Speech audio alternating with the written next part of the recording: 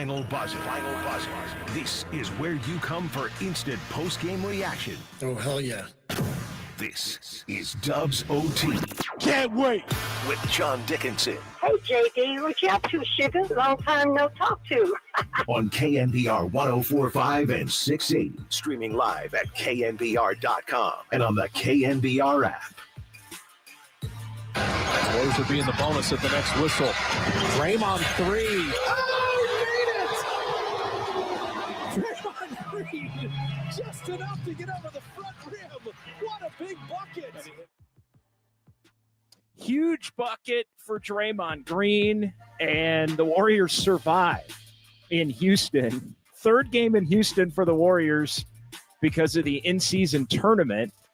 And this one originally scheduled, and all three, the Warriors able to have the lead, and in a couple of them, the game back in the early part of the season, the Warriors had a huge lead in that one, 31-point lead. They blew, ended up winning the game, 24-point lead tonight.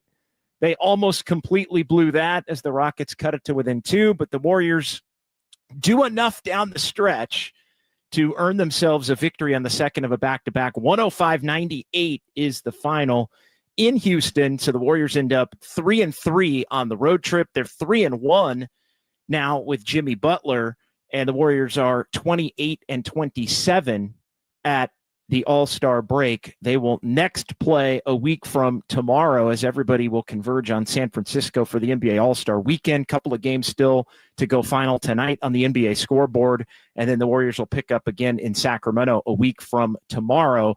All in all, though, a nice bounce-back win for the Golden State Warriors off of a game that they could have stolen last night that we talked about in Dallas, but really played awful for the most part. Tonight, the Warriors played really well, and tricking this game away would have just been catastrophic, especially given the circumstances of the Warriors not playing well last night and being unable to steal that game and the calls that maybe went against him and all of that. But the second of a back-to-back, end of a 6-game road trip, even up against the beginning of the All-Star break and this week off for the Warriors, impressive the fortitude that they showed to build the 24-point lead. Look, the Rockets played last night as well. Rockets played at home last night, got a win.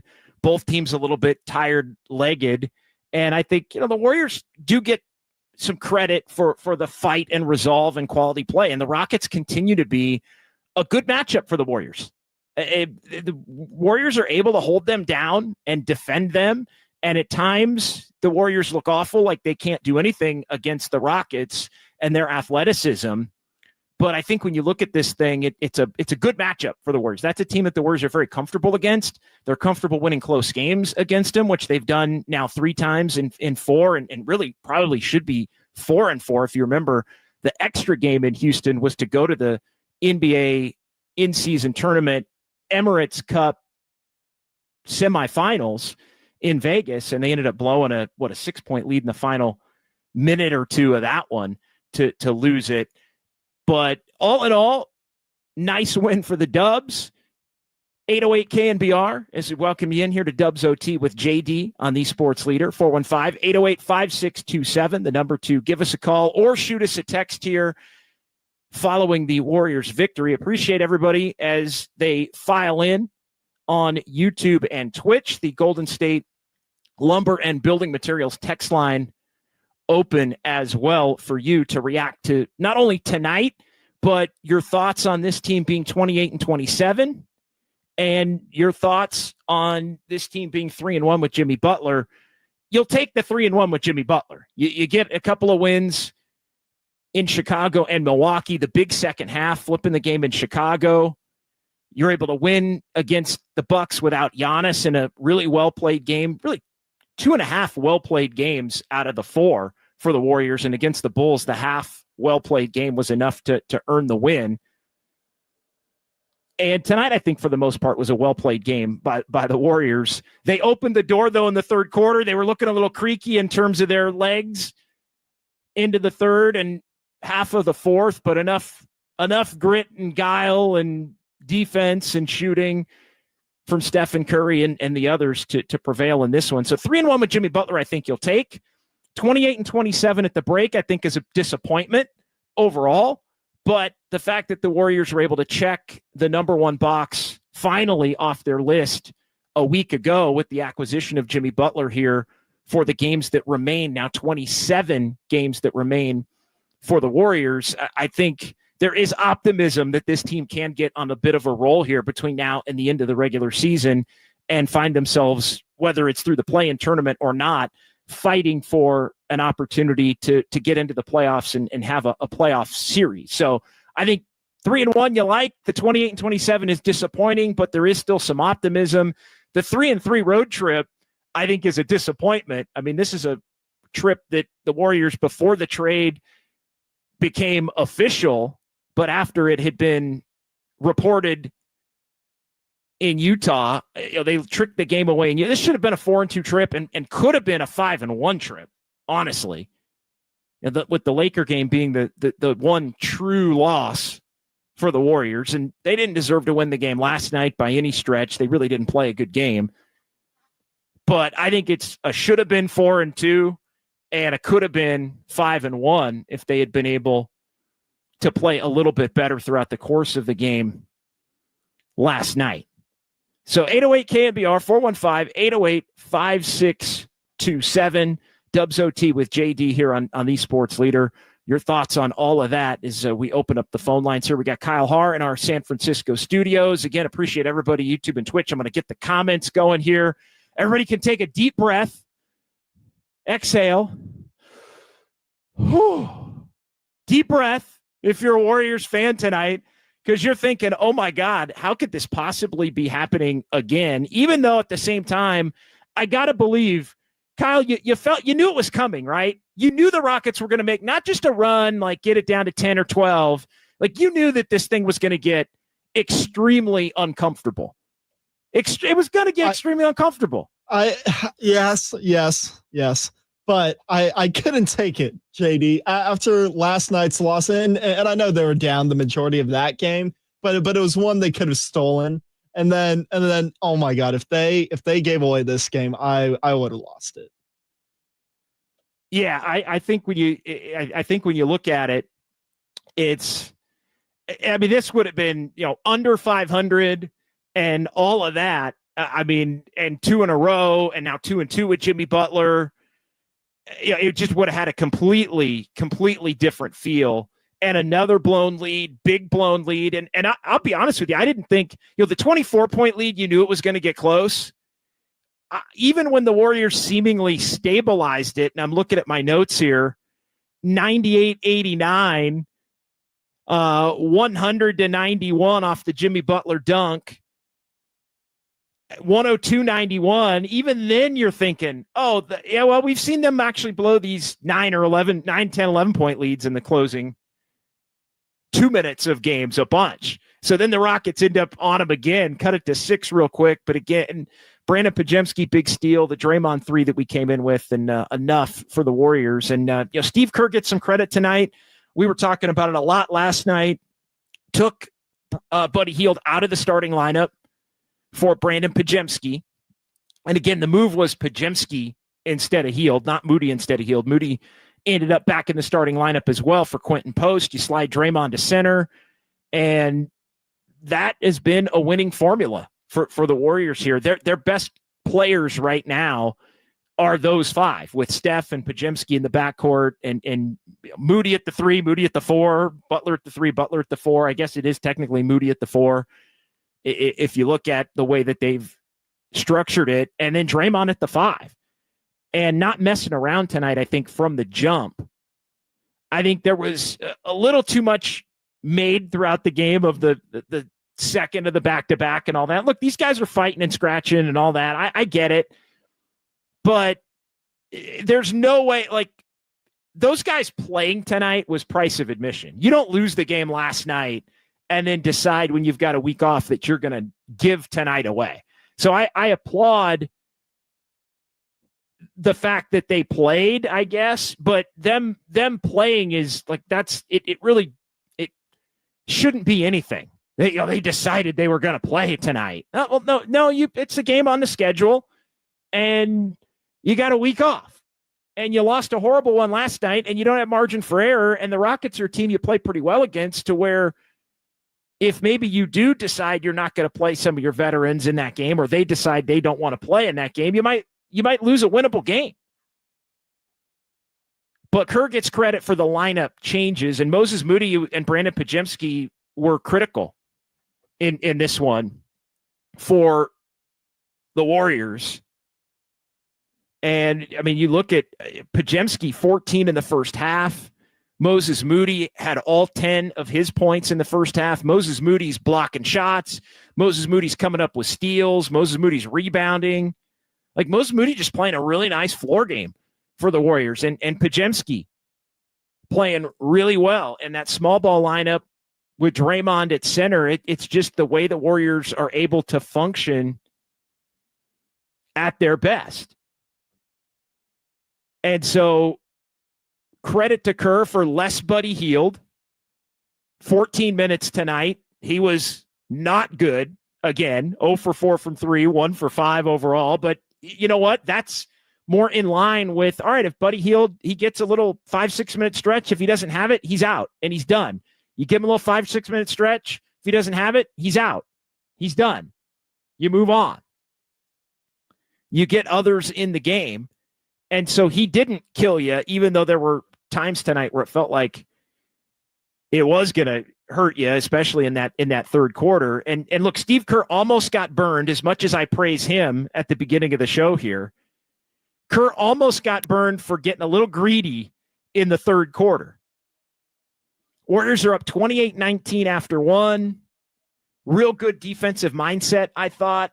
Rockets were uncomfortable against the Warriors, as they've been a lot in this head-to-head matchup.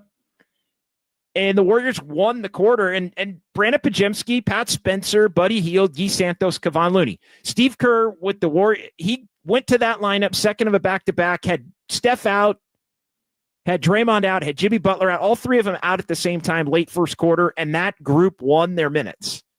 Warriors were +5, and then that group was a +4. And so the Warriors are up 9 at that point, beginning of the second quarter. We talked about Podziemski. We talked about Moody. Curry was doing his thing, the 4-point play there in the second quarter, 15 points for Steph.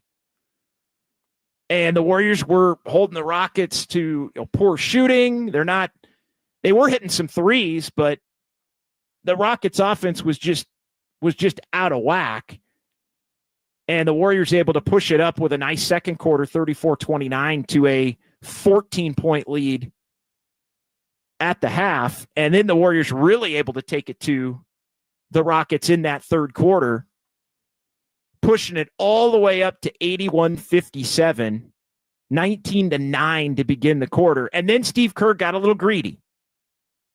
He got a little greedy, and he went back to that lineup that played well together for a short stretch. It was about 3.5 minutes. Podziemski, Spencer, Hield, Santos, Looney. Kerr went back to that lineup, and the Rockets immediately had a small window of hope. And it was a 13-1 run to close the quarter, and the 24-point lead was 12. And the Warriors were in such a bad spot there, and I think it was so fragile. You saw Steve Kerr adjust to the fact that he got greedy by putting the starting lineup out there to start the fourth quarter. So credit to Steve for being able to do that. An adjustment to his own adjustment.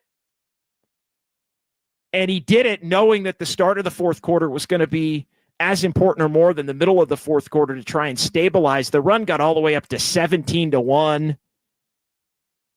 And the Rockets eventually, with Jock Landale doing stuff and Nate Williams, and ended up being a 29-7 run as the Rockets cut it down to 2, but the Rockets getting it down to 2 would be as close as it would be. Brandon Podziemski, a big Euro step layup. The Warriors were kind of mixing up their defenses a little bit down the stretch. They couldn't get a freaking rebound, but kept getting stops, even off of multiple possessions where the Rockets were crashing the offensive glass and the Warriors just couldn't clear it. But just enough offense big Steph Curry 3, the big Draymond 3, some Jimmy Butler free throws along with a dunk, and Brandon Podziemski coming up big with the steal late before he got fouled, and that led up to the Draymond 3. So a lot of real positive contributions.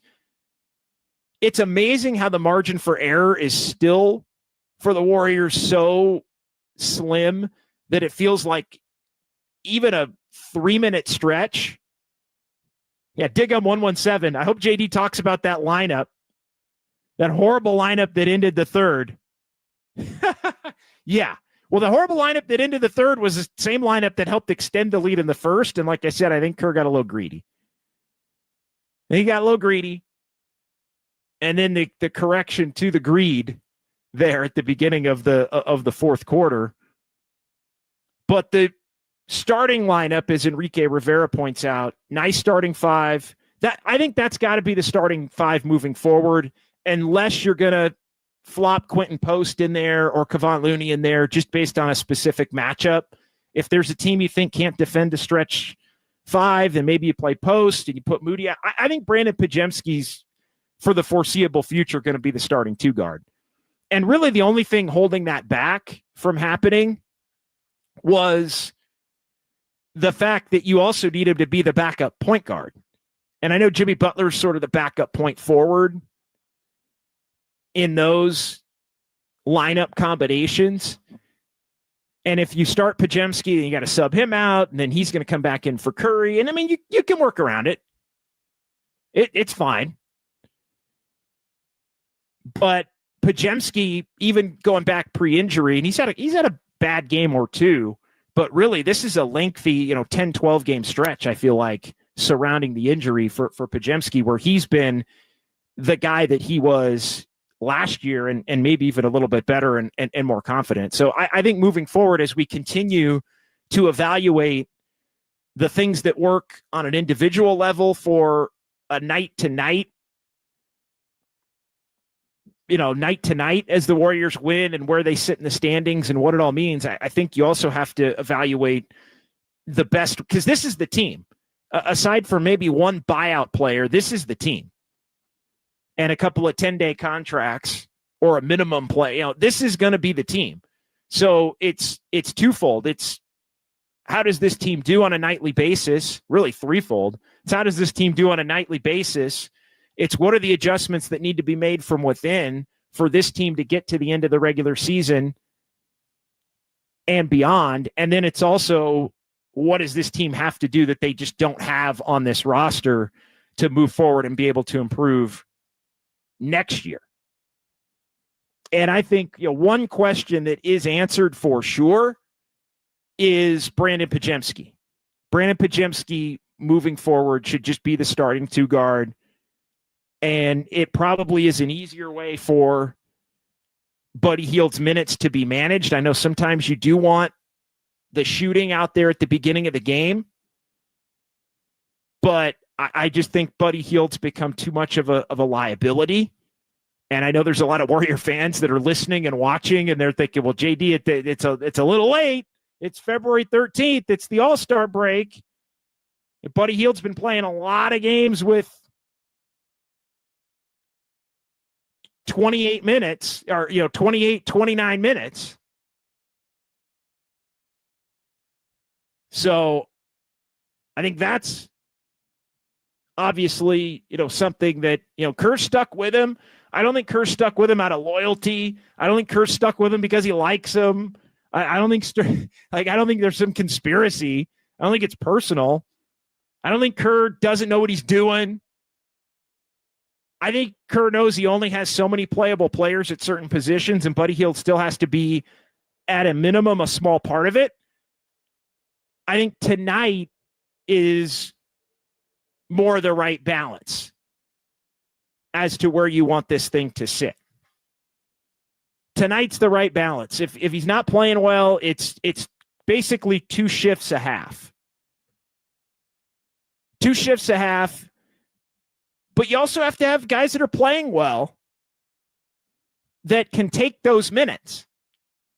And Brandon Podziemski played 39 tonight, and Moses Moody played 34 tonight. Moody basically playing the 3 and the 4, Podziemski playing the 2 and a little bit of 1.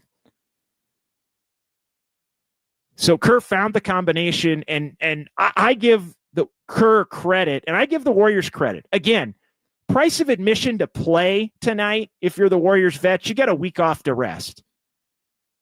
But 35 for Curry, 35 for Butler, 30 for Draymond. Podziemski and Moody can play 39 and 34. They're young. They can handle it. But the Warriors chased this one. And again, it's not extra credit, but it's you give them credit for the effort once they get out there. You give them credit for play. It's not oh, they played. It's they played 35 and 30 in Draymond's case. That does it for me. So 808 KNBR 415-808-5627. Let's get our buddy Danny in Vancouver to tip us off here tonight on Dubs OT on the Sports Leader. Danny, I got you. I know you're watching all these games, Danny, but I mean, where are you at as the Rockets start their run, and we've just seen it so many times, man. Like, this game is going to get really uncomfortable, and sure enough, I mean, in a blink, it felt like it was a 2-point game. How's your health tonight, Danny? I got to do my meditation right after the game sometimes. Always a pleasure, JD. Thank you for taking my call. Yeah, it was just, again, really ugly stretch. I don't even think it would, if I think of a word uglier than or a more descriptive word than ugly, I would use it. But that stretch was bad. And I was watching, Fitz and Azubuike, of course, and he made a comment. He said he thought if Houston had taken the lead, the game was over. And I was thinking the same thing. If they had crested that hill, I thought, and this would have been, to me, this would have been rock bottom, like that, like catastrophic, I think is the word you used. So yeah, it was, but I will, just because I like to be positive, less than 24-hour turnover on a very difficult game in Dallas. So I got to give them some credit. They won the game. So, we're going to go into the break. We're 3-1 in the Jimmy Butler era. So got to look at the positive. So I had a couple questions with you, JD, and then maybe a comment after, if I may. I wanted your impression first, just with all the lineup changes. I mean, there's always the dilemma. And I know Kerr's a great coach, but do you keep the same lineup? Do you keep switching combinations until you click in? Or do you stick with what you think will work best and then just stay with it? Because I feel almost it's gotten to the point that they've done so many starting lineups, it's just counterproductive now. And I'm curious what you think of that, first of all. And my second question, go ahead. You go ahead with that first. Just real quick, 33 of them, which is now tied with Philadelphia. And you think about how many injuries Philadelphia's had with Embiid and Maxey and Paul George and they've had 33 different lineups. The Warriors have had 33 different lineups. The NBA record, I think, is 49. So I mean, they're chasing it in that vein. But I just the short answer, and I can kind of understand it just because there's been a lot of in-season roster turnover with the Melton injury early, and then you add Schroeder in December, so you have to account for that. Kuminga injuries. He didn't play particularly well at the beginning of the year. They've also integrated some younger players that maybe weren't ready to play at the beginning of the year. I mean, it's fascinating. I mean, Quentin Post and Guy Santos were, Quentin Post, he was 15th man at the beginning, and Santos was probably 14th. And so you had a couple of guys that weren't ready to play, young players. That's okay. They've earned the opportunity, clearly, because they both have played well when they've had the opportunity to play. So I think it's been a lot of different things that have led to this point. And I think it's in some ways a flawed, imperfect roster where you've got hey, this guy's a really good shooter, or that guy's a really good defender. You need a big against this team. You need more wings against that team. All of those things. That being said, though, Danny, the short answer, I think they need to stick with the lineup that they started tonight. I agree. And let everything else filter off of that. I think the plan was going to be to have Kuminga come off the bench initially until he gets into a rhythm. Maybe Kuminga at some point ends up back in the starting lineup. But I think that's going to naturally happen. Either there will be an injury or he will play so well that it will just become apparent he's going to be a starter. So I think that's the timing on that one. I'm not really too concerned about it. But yeah, the short answer is Steph, Podziemski, Butler, Moody, Draymond, as much as that can be taxing on Draymond, and then build everything else out as far as the rest of your rotation off of that. Do you think, JD, that Kuminga may give them that little bit of buffer? Like you talked about, they're on the razor's edge as far as margin of error. Absolutely zero margin of error. And like in the last game, if they have terrible starts to quarters, it's almost done. The saying, I think you said it, you can't win a game in the first quarter, but you can lose it. And so I'm wondering do you think Kuminga, number one, first question, the second question is Kuminga, do you think might give them that little bit of a buffer that allows them to might go on a bit of a roll? And also regarding Buddy, and I'm not going to beat up on him anymore, but I'm wondering, do you think because he's playing so much harder on defense now, he doesn't have the legs in his shot? Do you think that might be affecting it? Because it's just horrendous how many open it misses. And then one last comment when we're done, but go ahead, please. Sure. Yeah. Just real quick on Buddy. I mean, I think he's trying to play better defense. I don't know that he necessarily is. And yeah, I don't really want to crush him too hard either. He's taken the brunt of everything. He just looks like it's in his head a little bit. I mean, honestly, I remember I've watched a lot of Sacramento games through the years, just being being from there originally. And just, I watch the league on a nightly basis, and I'll go up there from time to time. And I was telling a few people within the last couple of weeks, I don't know that I've ever seen Buddy Hield shoot worse for an even when he wasn't a productive player, maybe in terms of winning with a team like the Kings or early on with the Pelicans, he still would hit a few of these that he's missing. And so, and that I think would make a difference. So I think he's a little bit in his head, and I think he can feel the brunt of people, I think, frustrated with his play from the outside. Yeah. I think maybe it seeped in a little bit on the inside. The other, as for Kuminga, I do think Kuminga has a chance to really help. The one thing Kuminga can do typically, even if good game, he might have a great game, he might have a poor game in other areas. The one thing Kuminga typically can do is fall into a few buckets, right? Like, layup here, drive there. Like, he's got 8 points, and like real quietly, like even on a night where he might not do a lot else, it's like, Kuminga had 10. And some nights it's like, wow, look at that dunk and that move and that, whatever. And some nights it's just, he hit 4 layups, but you need that. And I think that does help at a minimum. I'm not saying that's only what he can do, but I do think at a minimum, as long as he doesn't try to do too much, I think he will have the opportunity to help him and fit. I'm a little more optimistic, as we've talked about in the last couple of shows, than I was initially on the Butler Kuminga fit. I want to see it play out. I also think defensively, Danny,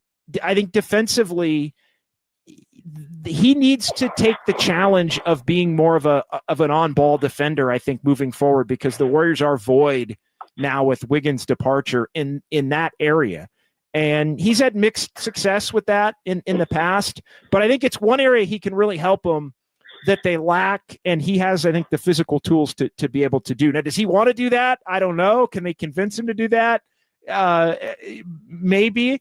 If every defensive possession he really digs in, did that for every 2 defensive possessions he digs in, does that mean they have to let him shoot a mid-range pull-up jumper? Maybe you got to make but either way, I think that the defense can be beneficial too.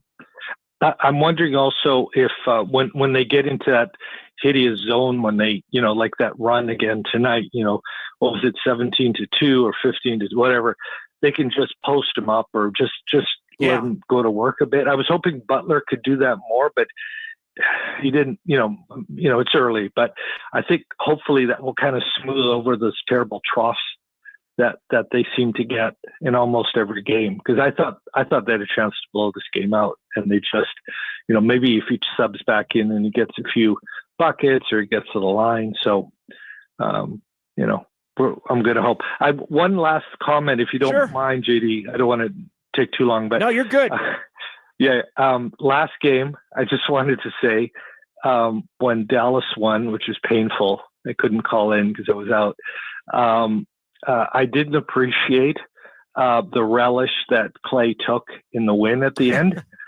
I don't know if you noticed it or you got impressed, but it didn't sit well with me.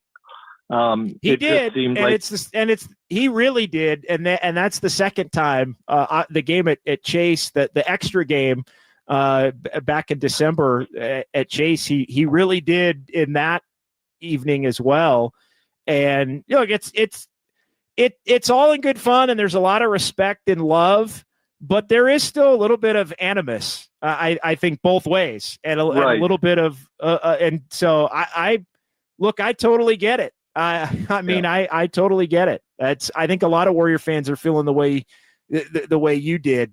I'm not the only one. No. Thank you. Thanks, Thank Danny. you so much, JD. Great show as always. Appreciate Thank you. Thank you. All Bye. right, Danny in Vancouver checking in here on the Sports Leader. Danny is the new Drew Down. Come on. Yeah, well, he is in terms of tip-off caller. He is kind of the regular. He's the semi-regular tip-off caller here. 808 KNBR. We do have time for more. It is KNBR 104.5 and 680. San Francisco, a Cumulus media station. Some good news and bad news on the NBA scoreboard. I'm always keeping up to date on things as it relates. Clippers are down in Utah. How about the Clippers? Or how about the Jazz? Jazz beat the Lakers last night. They're up 5 on the Clippers with 8 minutes to go. Minnesota beat Oklahoma City tonight. Dallas won again. Dallas beat Miami. So they won last night at home against the Warriors. They beat Miami. And Sacramento couldn't quite complete the 3-for-3 against the Pelicans. Pelicans beat them in overtime tonight, 140-133, back and forth game. They basically played 3 open gym games in the last 5 days. And the Kings won the first 2, like 130-125, and the Pelicans win the third one. So some good news on the Warriors front as it relates to the Kings. They gain a game back that they lost last night with the Kings winning in New Orleans. And so they are tied again. Of course, the Warriors, as we've talked about, don't have the tiebreaker. And the game that those two teams are going to play coming out of the break, same record in Sacramento, third of the 4 head-to-heads, first game out of the break. That's a huge game. That is a huge game a week from tomorrow. So, yeah, no ground gained on Minnesota. As we look at the quick view there, no ground gained on Dallas. They do pick up a game on Sac, and we'll see what happens. Clippers in Utah, 7 minutes to go, so it's a 2-point game. Clippers obviously can win that one still, but Utah much more competitive here. They beat the Warriors last week. They beat the Lakers, split a pair with them, and we'll see they're up on the Clippers with a couple of minutes to go. 808 KNBR, 415-808-5627. Golden State Lumber and Building Materials text line is open. We'll take our first time out, and we'll come back right here. Warriors get the win. 105.98. It's KNBR 104.5 and 680, the Sports Leader.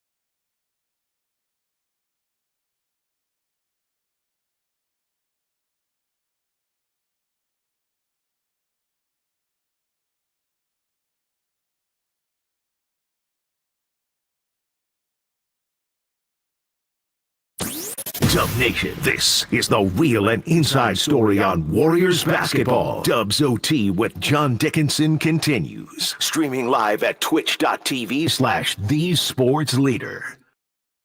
Draymond on a relocate. Steph on a sidestep three. Got it! Curry's got 27. He just schooled the old head, Jeff Green. The pump fakes, unbelievable.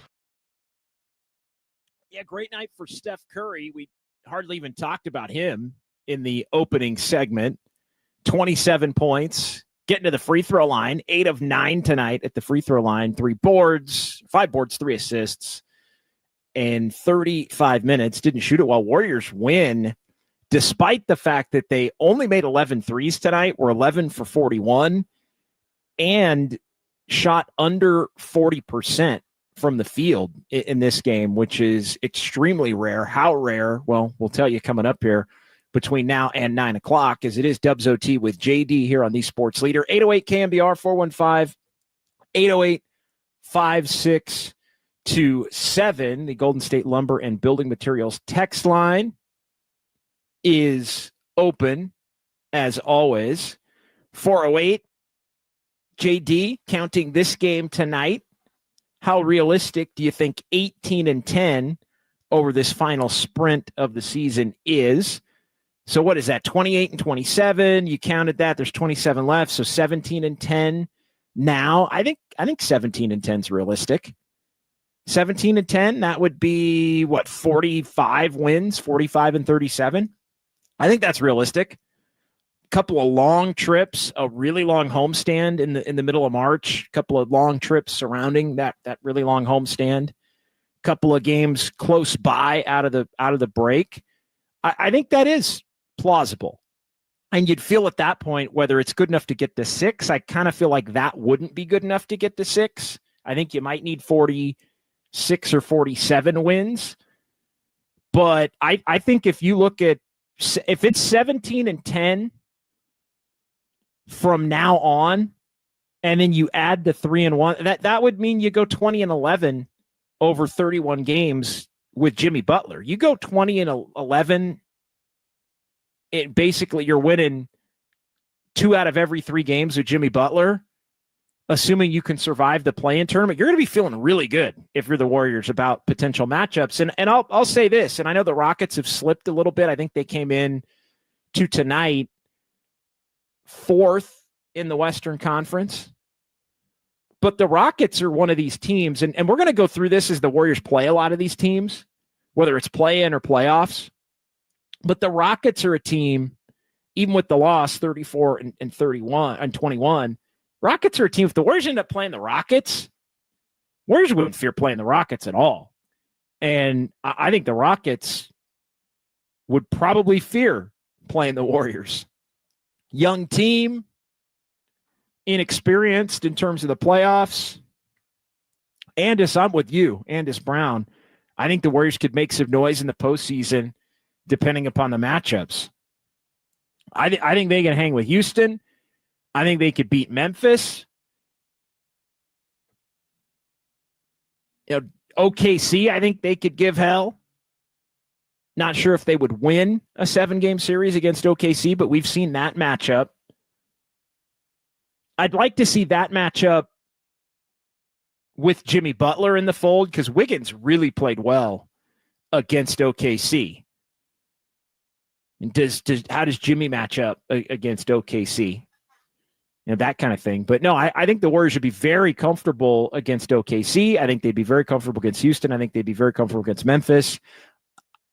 Need to see how it looks now with the Warriors and Lakers, now with Luka and LeBron, because Anthony Davis was such a big part of the Lakers' success against the Warriors in the head-to-heads, especially that playoff series the Lakers won a couple of years ago. I mean, different teams really both ways in a significant manner now. And Denver's a team I wouldn't, because of Jokic. He's so good, so skilled. They have the champion's blood and DNA to a lesser extent than the Warriors, but they have it. So, I mean, Denver's the team. I think Denver and the Lakers, I'd be kind of a no on. OKC, Memphis, and Houston, I'd be like, all right, bring it. I think it's going to be a lot of fun. Golden State Lumber and Building Materials text line as well, 510. Kuminga played really well before he was injured. Yeah, he had a great 5 or 6 game stretch before he was injured. 707, when is JK coming back? Is he the 4 over Moody? I don't think he will be initially. I mentioned that to our buddy Danny in Vancouver. I think Kuminga was coming off the bench before the injury. I think he'll come off the bench after the injury, and then he'll either play his way into the starting lineup because he'll play well and everything will fit and click, or it won't maybe fit and click and he'll continue to come off the bench. And it has the ability to succeed either way. So no, I don't. As far as when he's coming back, I think it could be as early as the first couple of games after the All-Star break. He's going to get reevaluated a week from today, which will be the Warriors' final practice before they go and play in Sacramento. He's going to practice that day. I think the Warriors might actually get together and practice the day before. I think you can practice Wednesday in the afternoon coming off the All-Star break. So they might go Wednesday, Thursday. He'd get a shot to get a couple of practices in, and then you see how he looks. And if he's practicing, I mean, that means he's close. So I would say maybe as early as the first game after the break, or definitely the first 2 or 3 games, barring some kind of a setback after the break. The Warriors are home for Dallas and Charlotte before they go on a long road trip. So I do think Kuminga's he's getting close. Without a doubt. Let's see. Let's get to some chats, Kyle. What do you like in the chat? We'll get more from the Golden State Lumber and Building Materials text line. Robert, I go back to my usual statement. This win doesn't mean much unless a winning streak of 5 or 6 games is put together. That's just got to happen naturally. The streak has just got to happen naturally. I mean, look, they're if they had actually played well last night, they might have a 4-game winning streak right now. Like, that's how close it is. And then you'd be on your way.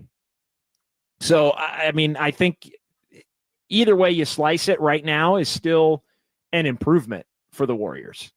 The 3-1 is an improvement. And who knows, if they played well last night and got the win last night, they might have given everybody the night off tonight. I kind of feel like they would have, as much as the Warriors don't like to admit that. And again, credit to those guys for playing, and credit for the Warriors to putting an emphasis on those guys playing. But at the same time, let's not get all misty-eyed about it either. I mean, you lost, you needed tonight. You needed tonight. Like, this team is not, I mean, we're talking about how well they're playing, and they are playing better, but they're still 10th in the West. So they do have to string a bunch of games together, without a doubt. But no, I appreciate that, Robert. Steve-O, JD, talk about healed. Seems players are now Kerr done with him. Well, we talking about, I don't think Kerr's done with him. I mean, I think he is still going to be in the rotation for the time being, but it's not going to be 30 minutes. It's going to be, he gets 5 or 6 minutes, and if he's hot, he might play more, and he plays well, he might play more. If he doesn't, he's going to play 5-6 minutes in each half. Today it was basically 7 minutes in each half. We did discuss it last night, though. The fact that, that was the biggest thing that made me think there could have the potential to be a change from last night to tonight. It was the visible frustration from Steph and Draymond. That's where I could see Steph and Draymond in a quiet moment saying, hey, we got to get this guy out of here. And Steve probably already knew it, meaning out of the starting lineup. And Pods is playing better. And so you make the flop. Erwin Kwong, Moody showing more explosive athleticism. I suspect Looney's yoga is improving his core. Yeah, Looney got into the yoga a few years back, and Moody joining with them. Yeah, Moses Moody, I think, does everything right. It just I don't think Moses Moody's done anything wrong in his NBA career to not play, other than just, sometimes he missed shots. So sometimes his floor game isn't always there. I think he's much more playable when he's making shots, but Kyle Har was mentioning this. We were talking a little bit during the break. I mean, Moody was a guy that, and I've said this about him, he really was almost, if he wasn't making shots, it's hard to play him at all because like, does he really, he doesn't guard quick guys. He's not really a driver unless it's off of a closeout, but he's improved. I think his quickness has improved. I think his body's improved a little bit. He's just got that tweener body that I think makes it tough in some matchups. Like he's not quick enough to guard this guy. He's not big enough to guard that guy. You're worried about who's going to be defending him. Bennett Roth, they lightweight could have been 5-1 in the trip. Yeah, they totally close out the Jazz game, eke out a win against Dallas, and there's action. Yeah, that's how fragile. I mean, the Jazz game is still as despicable and disgusting a loss as they've had in the last 3 years. Night of the trade or not, I don't care who Utah's beaten since then. I mean, 4-2, like this is a disappointment. The 3-1 with Jimmy is good. To me, you needed to split last night and tonight, and you thought last night was going to be the better opportunity because of everybody that Dallas had out. They played horribly for the most part last night, but they got it back tonight against a team that they've played better against. They've played better against Houston this year than maybe any good team in the league, and now taking 3 out of 4.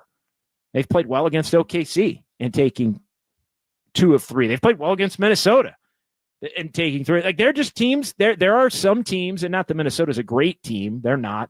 I think they've been a disappointment. I say that Minnesota's been a disappointment, but they're 3 games up on the Warriors right now, or 2.5 off of their win. But yeah, Bennett, they could have been 5-1 in the trip and should have been 4-2.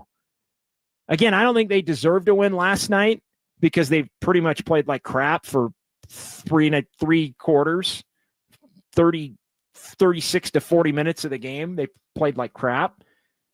But yeah, they definitely could have. What else we got here in the chat? LM, you can't overwork Green playing the center spot. Well, they're going to have to. They're going to have to pick their spots. Like they're too. I think the Warriors have become, and look, teams catch on fast.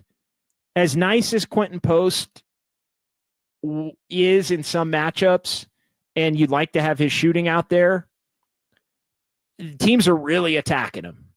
And anytime you give the opposition something to attack, they're just going to continue. Like it's an every night thing. And one team sees another team do it, and then they do it, and then the next team does it. And even in the Bulls game that the Warriors won, the Bulls were cooking Quentin Post and getting him in pick and roll. And he ended up getting the last laugh because he made a bunch of threes. Milwaukee did it to him a little bit, even though offensively he made up for it. So I understand the sentiment, LM. I really do. I don't disagree with it. But how the Warriors go about doing that, I think, is really important. Let's ride what happened to TJD. He's fallen out of favor. Not finishing at the rim, primarily, not defending at a high level. My read of the tea leaves on it, I think he was a young player that Kerr was giving some latitude to because the front office wanted to evaluate him. And I think they gave him a lot of time to show what he could and couldn't do, some good, some bad. And then they decided that they wanted to be a little bit more dynamic at that position, and you can't play 4 guys at that position. And let's be honest, Kevon Looney is still a much more productive NBA center more consistently than TJD. So he's the odd person out. You can't play 4 centers. And Draymond counts as one of them, obviously, as the starter. Quentin Post is a shooter and a screen setter. Looney's a defender and an offensive rebounder. Both ways. So you can't play 4. You can't say, oh, Draymond's going to start now, Post for 4, and now TJD for 4, and now Looney for 4, and now Draymond for 4. Like, it just doesn't work that way. Irwin, if I'm Kerr, I'm slowly work Kuminga limited spot minutes where he has some learning minutes. Yeah, I think they are going to ease Kuminga back. And again, I don't think Kuminga might not like it. I think, and maybe he comes out and look, if he balls, he's going to play. If he comes out, let's say in Sacramento next week, and he comes off the bench and he comes in the game 6-7 minutes in the game, and he's attacking and not trying to do too much and getting his buckets off of the flow of everything the Warriors are doing, and it looks good, then he's going to play a lot. Like, period. But the key is don't try to do too much. And I think the Warriors will bring him along in that vein until he works himself back up to speed, because Kuminga has, in the times where Kuminga's been hurt, and it's happened a couple of times in his career, really last year and the year before, he gets hurt, he comes back, and he loses a lot of the progress that he's made. It takes him a period of time to get back in a rhythm. So I think that's something worth sort of keeping an eye on here moving forward as Kuminga does get set to make his return. Andis Brown, I kind of like what Udoka did. Let the guys who are playing well stay in and see it through. Most coaches would have felt pressure to put their starters back in.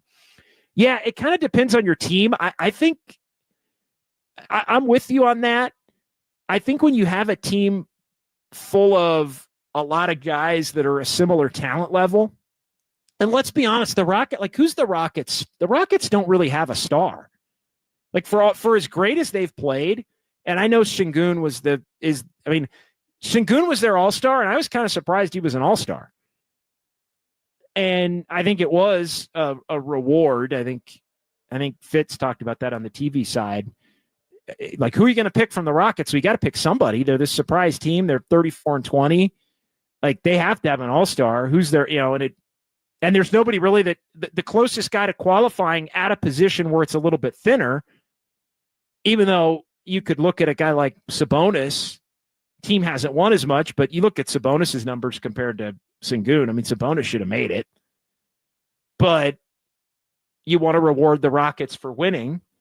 And so Şengün gets in there. But I think, to bring it back to Andis and what you're talking about, to me, it's a matter of, if you have a team with no stars and a lot of young players that are of similar talent levels, you can ride the wave with the bench guys that are giving you the lift. And as opposed to if you've got some regular guys that, you wouldn't if it was the Warriors, where it's like Barbosa and Spates and those guys, you're still going back to Steph Curry. You're still going back to Draymond, right? That kind of thing. I mean, not exactly apples to apples, but the teams that have that true pecking order. And sometimes you'll see a coach stick with his guys and come up short. And, I remember talking to a few coaches about that philosophy throughout the years.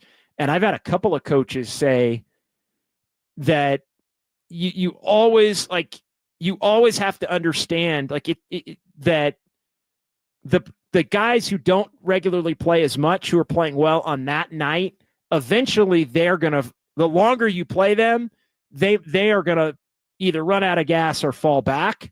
So the fact that you've got your regular starters to go back to is a benefit, because you can basically wipe the slate clean and just tell your starters, hey, you guys have been terrible. Give me 3 good minutes. Give me 4 good minutes right here, and try to win the game on that front. But I've had a few different coaches say they like to do it, but more often than not, they believe that you got to go with your best guys if your regulars are able to come back in the game. But good thought there. One more before the break. 808 KNBR 415-808-5627. Enrique Rivera, Curry, Pods, Jimmy, Moody, Green. I know it's small, but let's ride. Yeah, I think that's what the Warriors are doing. I think that's what they're doing, and mix in a little Kuminga and mix in a little bit of Looney and maybe some Guy Santos here and there, maybe some Pat Spencer here and there, and roll it out. Maybe a little Buddy Hield here and there, just not too much, and see what this team can do between now and the end of the regular season. All right, let's take a quick timeout. We'll get more from the chat coming up, but we've got Sounds of Dubs OT. 808 KNBR, how you feeling about the Jimmy Butler era 3-1, the road trip 3-3, and then the prospect of these final 27 games for the Warriors? Steve Kerr also addressing how he's going to move forward as it relates to the starting lineup. We'll get into all of that coming up right here on Dubs OT, KNBR 104.5 and 680, the sports leader.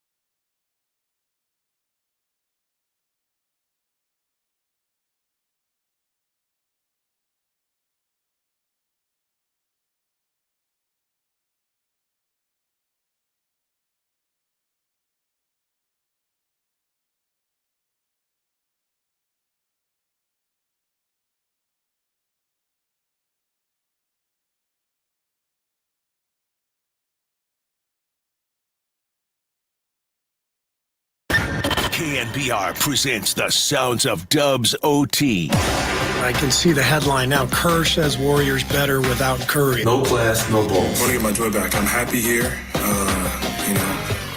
off the court. Now here's John Dickinson. All right, welcome back. Warriors win 105-98 over the Houston Rockets, 28-27, 3-3 trip. A lot going on. They come home with Jimmy Butler, now a member of the Golden State Warriors, 3-1 with Jimmy. 808 KNBR, the number, 415-808-5627, if you want to jump in and join the conversation via the phone lines. The Golden State Lumber and Building Materials text line is open as well here, and we appreciate everybody watching on YouTube and Twitch. And a quick note to let everybody know, we are going to have a lot of All-Star Weekend coverage here on KNBR, including the Rising Stars Challenge is actually going to air, as well as the game and the All-Star Game. And we're going to be at Harmonic Brewing on Sunday following the All-Star Game as well. And so we're going to do a Dubs OT All-Star edition right after the All-Star Game on Sunday. Also going to be doing a Just Dubs from All-Star Weekend on Saturday from 10 a.m. until noon here on KNBR. So we'll be talking a lot about everything that's going on with the Warriors at the break, but also everything that's going on in the Bay, in San Francisco and Oakland specifically with the All-Star Weekend. And so no All-Star Weekend off for Dubs OT and Just Dubs. We'll catch up on those days next week before the Warriors come back and play in Sacramento. But we will, of course, be on hand for Dubs OT from Sacramento when things pick up after the break. But wanted to make sure we let everybody know what's coming up here over the course of the next couple of days there. Let's get to our sounds of Dubs OT here. And we're going to hear a little bit from Steph, from Steve Kerr, from Brandon Pajemski, and from Draymond Green. So let's get to it here. And we're going to start with Steph Curry tonight. Anytime Steph speaks, it's important. And Steph spoke to the fact that the Warriors were looking to set a little bit of a different tone after losing last night in ugly fashion at Dallas. We just want to go into the break with a win. It's kind of like just a mental battle to get ready for this game. Quick turnaround, a tough game last night that we felt like we should have won. And for us to come out with a lot of focus in the first half, try to keep the game simple and play solid, not beat ourselves like we did last night. We gave ourselves a buffer. Obviously, Houston came back and played amazing and had a crazy comeback, but we played with focus down the stretch, executed on both ends. Once we started getting rebounds, we were able to close the deal. That's the way we're supposed to play. Just got to keep it consistent. Yeah, and consistency, I think, is going to be the key for the Warriors here over these final 27 games, and just not letting games slip. I mean, that is really and look, every team can look at their record and say, should have won this one or that one. Could be every team will sit tomorrow as the break commences and the All-Stars head to San Francisco, and every team will say, well, 3 or 4 or 5 games that should have won. Every team in the league will say that. Every single one can. So it, part of it is just part of the deal. To win those games, you got to perform and be more consistent and do things differently, not just expect the results to change. I think Jimmy Butler could be a big part of that for the Warriors, and Steve Kerr agrees. So let's move on to our next clip here. Sounds of Dubs OT, and it's the head coach of the Warriors, Steve Kerr, talking about Jimmy Butler and what he can do to help the Warriors in some of these close games. I thought we executed pretty well several times down the stretch. We had the one turnover when Steph tried to throw it over the top, but about 3 other plays where we executed really well. And, Jimmy got the layup off from Dre. Got a couple of other plays where we got, a good look or, free throws, and that allowed us to set our defense up. So, it's good to have to finish the game that way. Obviously, you always prefer a blowout if you can get it and rest guys. But, we have to learn how to close games. I mean, we have not done that well. We didn't do it well last night, obviously.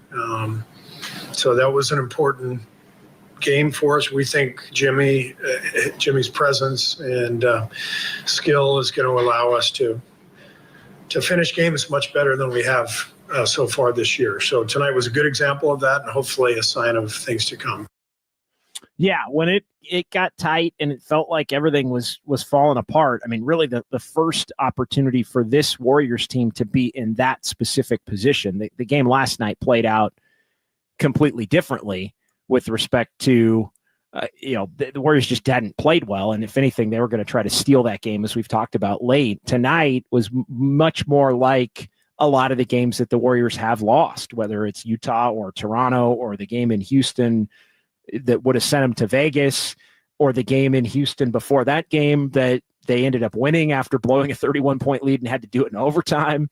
Like tonight was really the first test of the new look. Hey, everything is collapsing around the Warriors. Can they figure out a way to do enough to hang on and get the win? And they did. And it's subtle things. I mean, Jimmy had a cut for a dunk. Jimmy had he got fouled and hit a couple of free throws. The defense was solid. I think it should lead to the Warriors being a little bit more poised. But man, even tonight, it's there were back-to-back plays where it's Steph and Draymond. I mean, it's Steph turning the ball over and going. How many times we see Steph turn the ball over and go, my bad, in the final 3 minutes of a game? Like, I feel like that. I mean, every one of these games the Warriors lose, it's that. And then all of a sudden, before I could even write that down on my notepad, Draymond Green's on the floor with the ball, like losing it, and they got a timeout. Like, and I'm like, Jesus, what is like? And the Rockets were humming, and the Warriors just, they had nothing go. I couldn't even look down to write down. Oh, Steph, my bad again. So they gotta button it up. Grayscale, JD, spot on. Steph turnovers in the final minutes. They gotta button it up. It's him and Draymond a lot, primary ball handlers. These are Hall of Famers. Like, you gotta play better. I mean, that was one where I just couldn't believe it if I hadn't seen it like 10 times already this season. Like, the Rockets score, and like before, I'm thinking, all right, Rockets score. I'm going to look up, and it's like, Warriors are milking some clock, running a play, and Draymond's on the ground losing the ball and getting tied up. And I'm like, what the hell happened? Like, I didn't. And then they got the timeout, and that ended up being kind of a stabilizing moment there. But yeah, they're counting on Jimmy Butler being able to help them. More from Steve Kerr on the win and the importance of not having last night turn into 2 straight. And now it allows for a little bit of momentum here for the Warriors as they have the week off. This was a huge game for us, especially after the disappointment of last night. We needed to go into the break feeling good. Winning 3 out of 4 on the road since Jimmy's arrival, I think that's a great sign. So I just feel like everybody is in desperate need of a break. Myself included.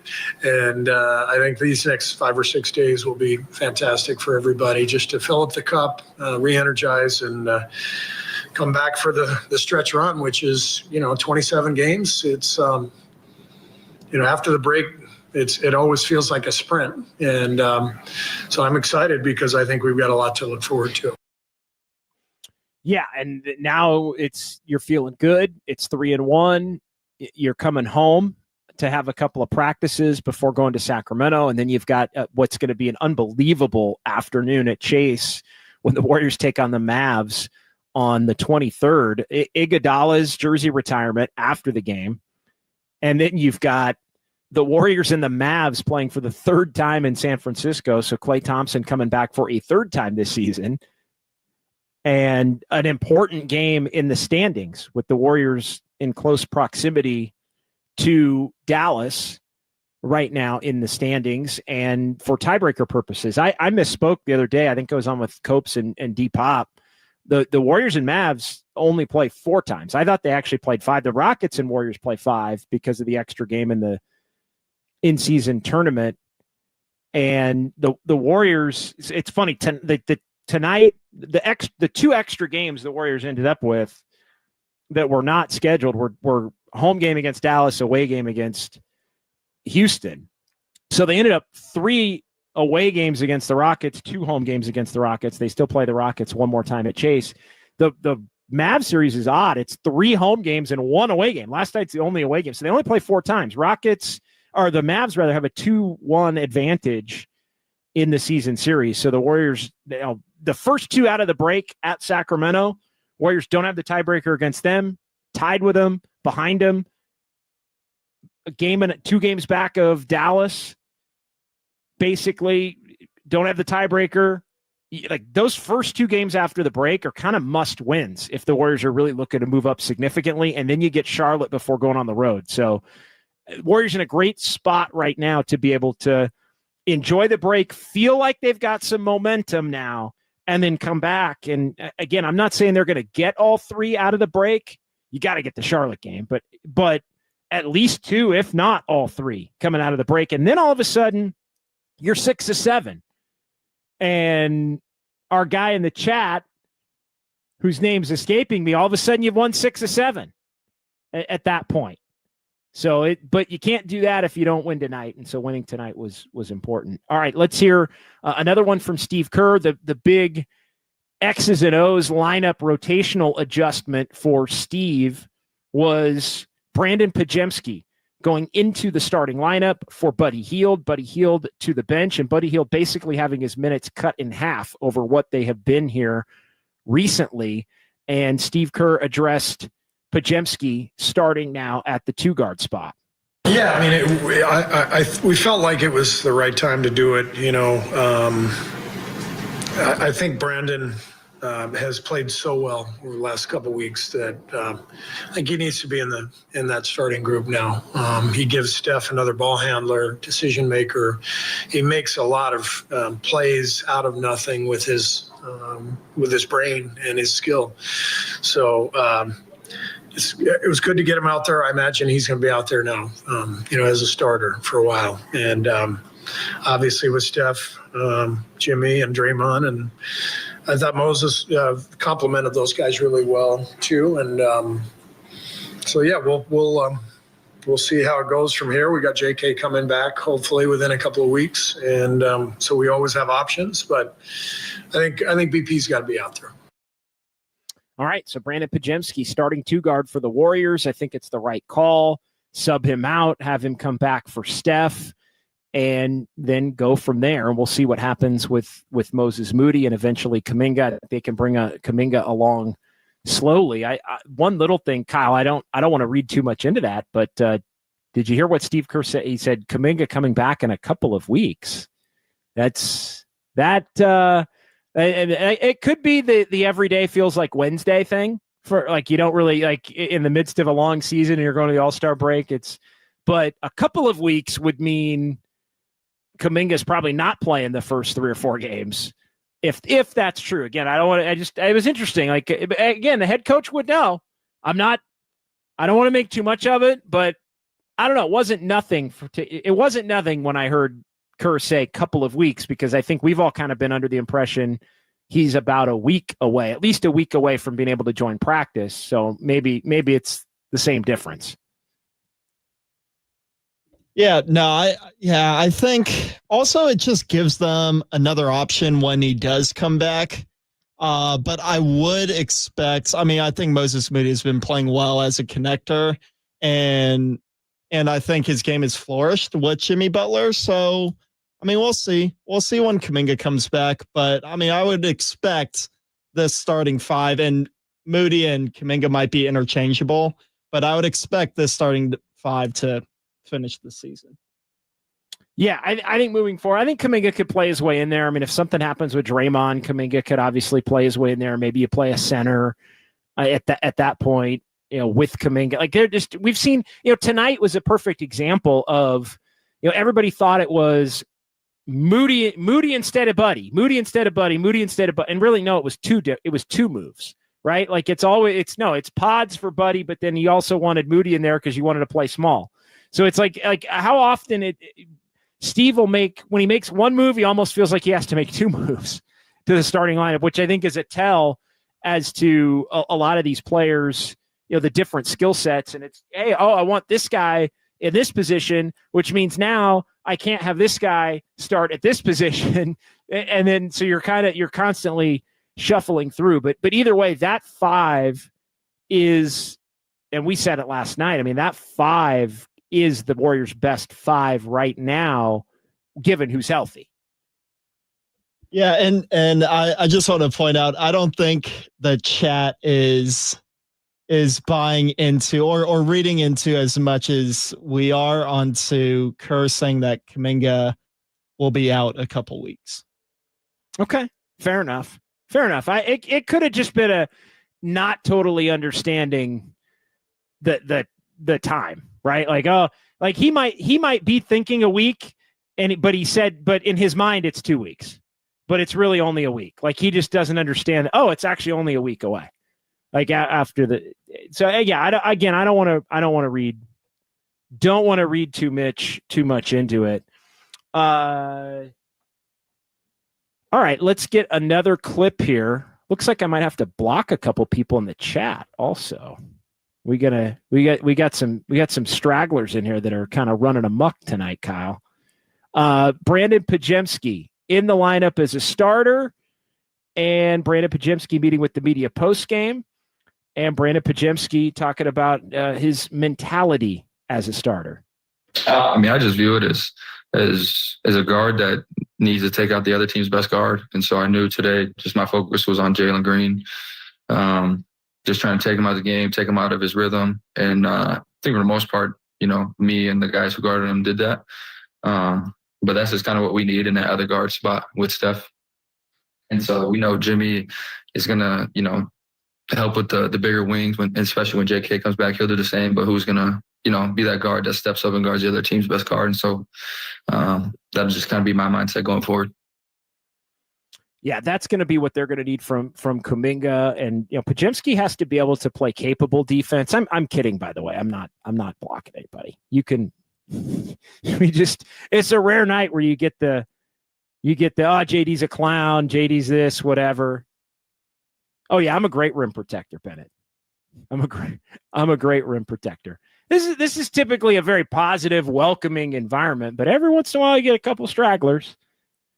There was that one night where there were a few there were a few Sacramento folks that came in when some of the De'Aaron Fox stuff was going on after Mike Brown got fired. There were a couple of Kings fans that had jumped in and joined the chat because of some things I'd said about De'Aaron Fox not maybe wanting to be there and might be on the move at some point. And yeah, people were yapping about that. And then, all of a sudden they traded De'Aaron Fox. So anyway, I digress. Final clip is Draymond Green.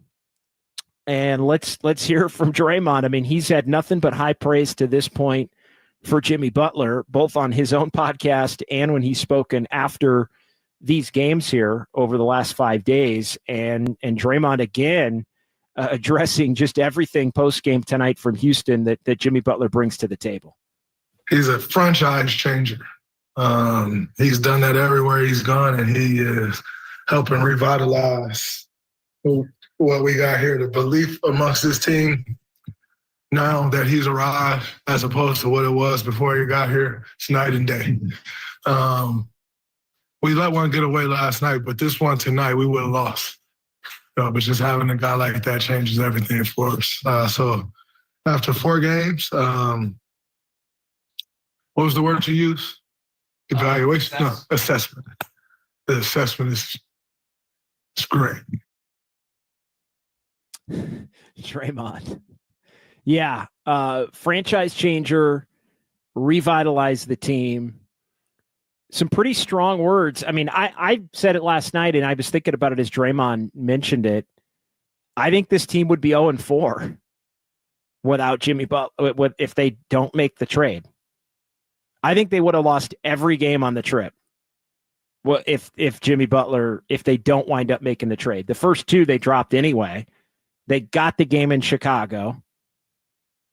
They don't win in Milwaukee without him. I think they played they wouldn't have won last night without him. Obviously didn't.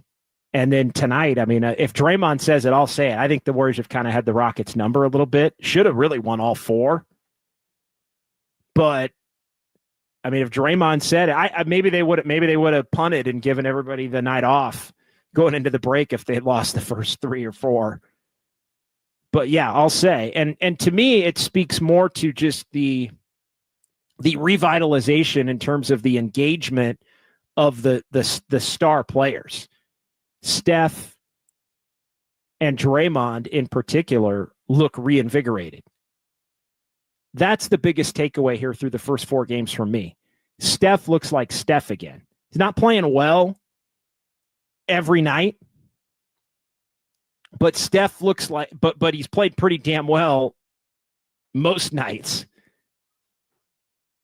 And he looks like a different guy. And Draymond looks much more engaged in everything.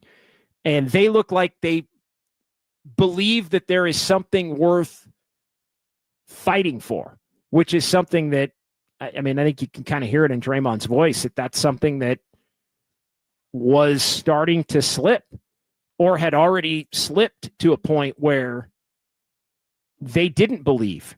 Great players that have won titles know when a team doesn't have it, know when a season isn't worth fighting for. And I think really the early part of January, the Warriors were on the brink.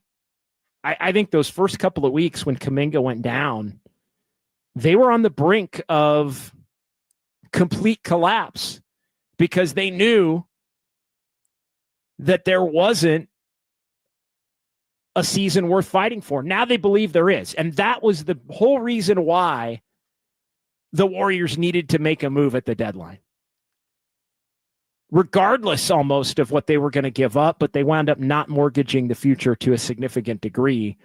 And to this point, it's paid dividends. But I'll say it, and some may disagree with me. I think the Warriors are 0-for in the last 4 games without Jimmy Butler. Maybe they get 1. Maybe they get 1 because most teams would get 1 of 4 somewhere. You get 1.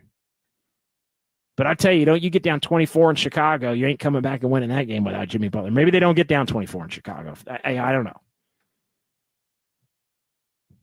Maybe they play better in Dallas because they've lost the first 4 of the trip and Dallas is shorthanded and you win that game. Again, it all plays out differently based on circumstances. But yeah, franchise changer. And now we get to watch and talk about it over the next 2 months, which is going to be a lot of fun here after the All-Star weekend and coming back. And we're going to be taking the show on the road down the stretch here at different points, including at Sacramento. First game out. We've got some other Dubs OT trips planned here to be announced at a later date. But this thing is meaningful once again. All right, let's close it out here as you listen to KNBR 104.5 FM and 680 AM San Francisco, the sports leader. We'll get to Kyle's clicks here coming up to close out the show.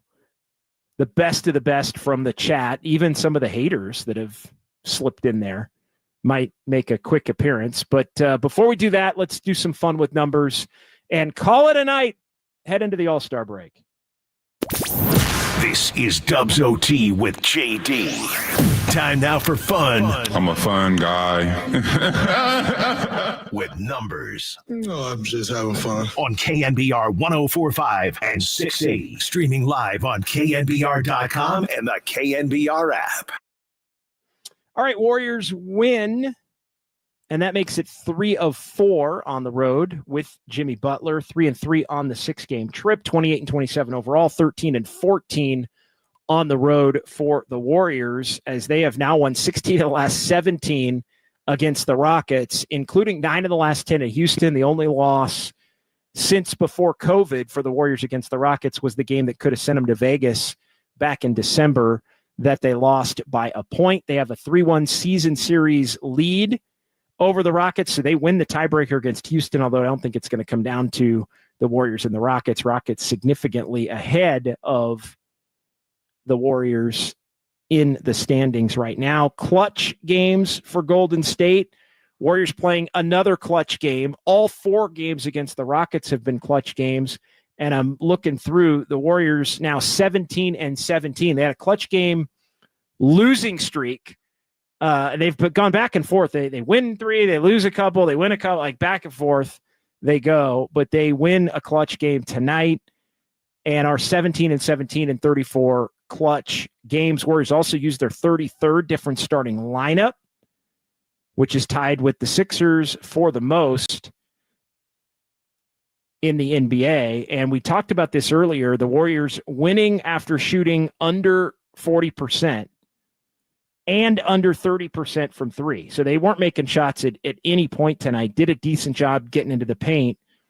You got to go back to December 11th, 2015. The last time the Warriors won a game under 40 from the field and under 30 from 3-point range.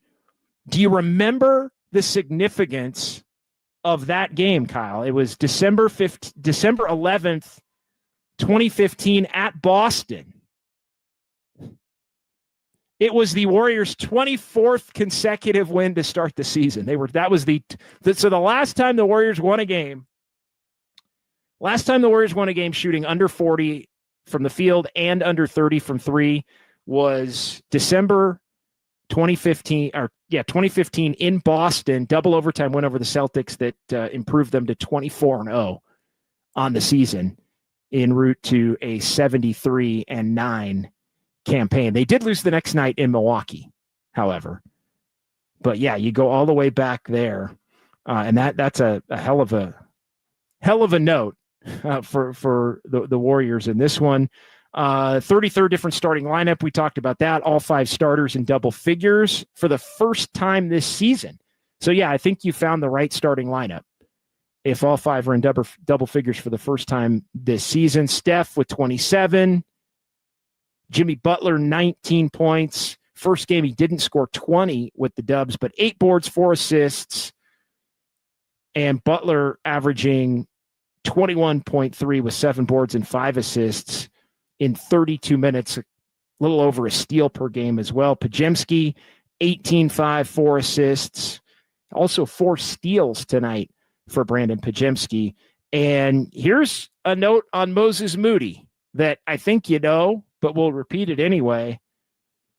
Moses Moody started for the 7th time this year. What's the Warriors record when Moses Moody starts?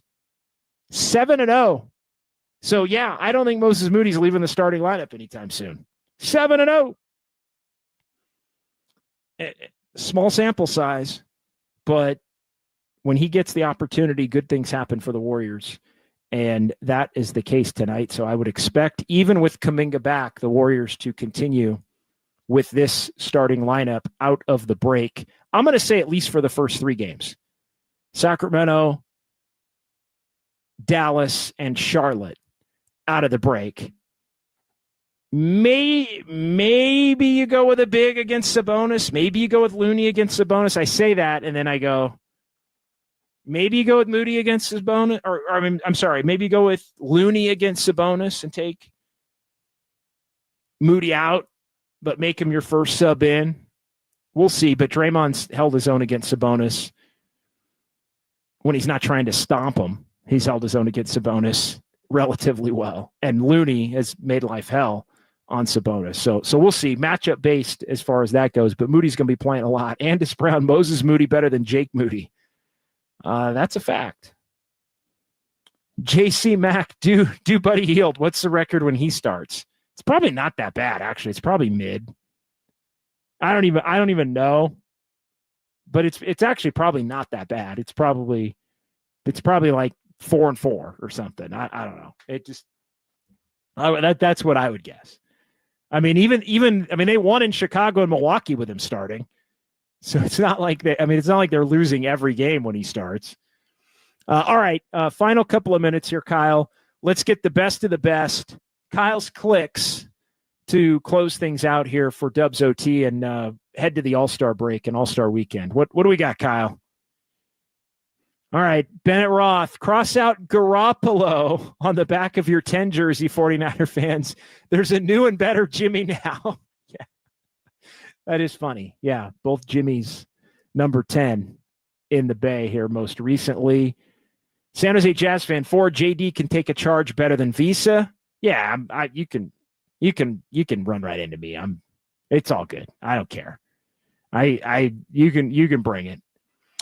Glenn Mascara here in H-Town supporting the Warriors. Awesome win. Glenn, appreciate you. Thanks for checking in on Dubs OT, even from H-Town.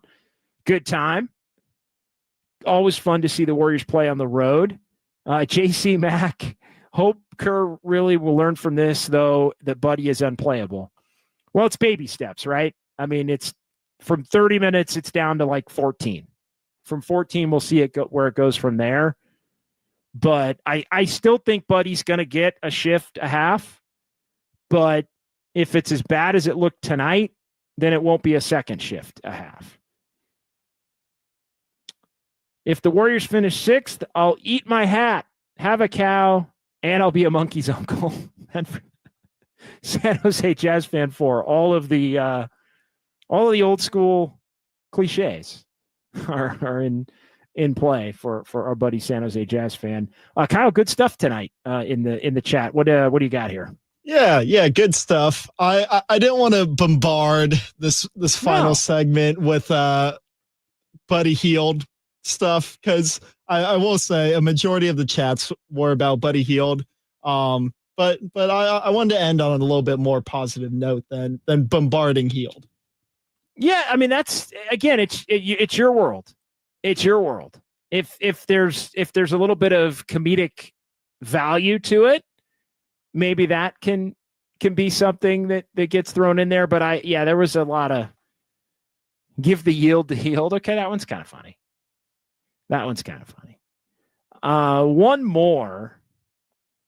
No, actually, we're gonna end it on that. We're gonna end it on that note. Give the yield to Hield, and Bennett will speak for everyone. Mickey D, survived by the hair of our chinny chin chin. Yes, indeed. All right, that'll do it for Dubs OT. What a pleasure this has been throughout the course of the year. We're just getting started, 2/3 of the way through. Kyle, big thanks to you, my man, for stepping in here for Greg Silver, who hasn't gone anywhere. We're going to a couple of shows with Greg here this weekend. Greg's going to be a part of Just Dubs on Saturday, co-hosting that, and our Dubs OT All-Star Special from Harmonic on Sunday. So if you're into the All-Star game, if you're watching the All-Star game, it's in the Bay, so you gotta be checking it out. We are going to have a special Dubs OT on Sunday from Harmonic in Thrive City. We'll be talking about the All-Star game, the All-Star weekend, and the second half, really the final third, post-All-Star break portion of the schedule for the Warriors and everything that's ahead, and Just Dubs on Saturday from 10 a.m. until noon as well. So, Kyle, big thanks to you, my man. Who else did we have tonight? Cole LaPelt, I saw. Cole, Casey was here. Kyle Chung hanging out in one of the other studios. Yeah, awesome. Lots of people here. Casey Copeland. We got the other Copeland. We got the other Kyle. We got the main Kyle. We got it's just it's a lot going on. And a Cole. And a side of Cole. And a side of Cole. Yes, and a side of Cole. We appreciate him. We'll talk on Saturday on Just Dubs, our Dubs OT All-Star Special on Sunday after the game, right around 8:30. We are going to give everything a maybe 20 minutes, 20, 30 minutes or so to breathe before we we hop on there. And then Dubs OT returns a week from tomorrow from Sacramento. Warriors and the Kings. Big 3-game stretch coming out of the break for the Warriors. And we're going to be all over it. Best Dubs coverage of the Bay. It's right here on KNBR. Warriors win it over the Rockets, 105-98. It is KNBR 104.5 and 680, the sports leader. Warriors will be in the bonus at the next whistle. Draymond 3. Oh, he made it! Draymond 3, just enough to get over the front rim. What a big bucket! Emirates Cup or bust. Oh, hell yeah. First of all, you gotta start off liking each other. I'm super cereal. Big fat dub. Ain't nobody going to stop me. I just wake up and I can shoot it no matter if I'm playing or not. But great win. Who are these guys? I love you, JD. Bye, sugar. I can see the headline now. Kerr says Warriors better without Curry. Jimmy freaking Butler puts it in. Everything's gonna be all right.